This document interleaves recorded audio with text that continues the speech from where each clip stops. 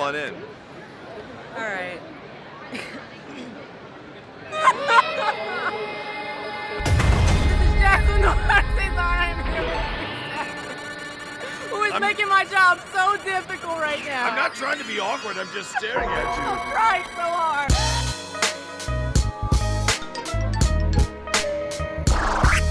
This is the voice of your childhood right here. Now I know one of my favorite voices is Lieutenant Major Armstrong. Ah! And now that I've actually met you... Because he sparkles! Can we do an epic bro fist? Do you think we can do that? Yes. That is just, again, I think this is the most amazing thing. You realize she had to eat a pill so this thing would grow on her hand, and now it's part of her body forever. Okay, so as far as like your history within the company, what made you want to get into voice acting in the first place? Well, kind of what made me get into voice acting was biology. Between 6th and 7th grade, when I'm like 11 years old, my voice dropped from like some crazy high-pitched voice to the voice I have now. And when you have a voice that's that low, everyone in the world says, you gotta get into radio. So I did. And then I was in radio for a little while and then went back to school to study radio, television, film. And in my senior year, I got a page, if you remember what those are. Yeah. From somebody that said, hey, we're looking for some voices for this Japanese cartoon we're working on. I was like, all right, whatever.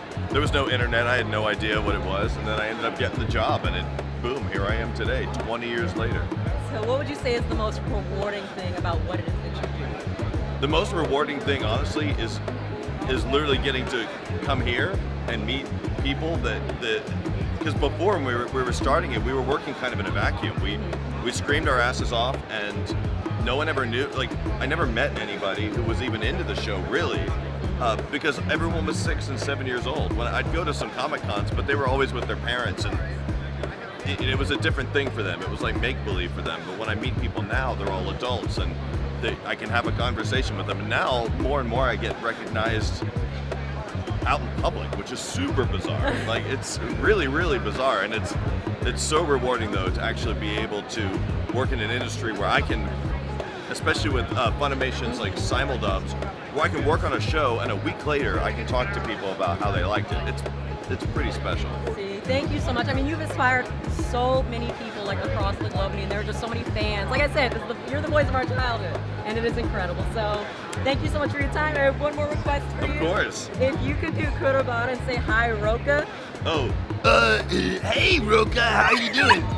I have a spirit sword, you wanna see it? Wait, that sounded weird.